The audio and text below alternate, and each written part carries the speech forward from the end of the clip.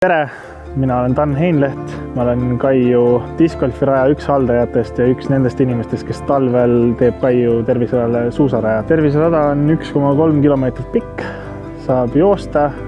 Meil on siin olemas 3 või 4 punkti, kus saab väikest jõutreeningut teha.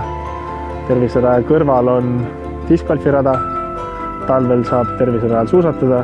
Et siis terviseraja kõrval on olemas asfaltkattega korvpalliväljak, miniareena, kus saab korvpalli mängida, skatepark on olemas, just korda tehtud ja suur jalgpallistaadion ka. Kaiu terviserajale on iseloomulik siis see, et siin saab teha hästi palju erinevaid spordialasi ja tegevusi hästi kompaktselt ja hästi väikse maa-ala peal, et sa võid mängida korvpalli, jalgpalli, samas sa võid teha kepikõndi või joosta või discgolfi mängida, et ei pea kuskile kaugele sõitma, vaid sa tuled Kaiust lihtsalt jalutad ja sul on kõik võimalused olemas. Et siis liigu Raplamaal ja püsi terve!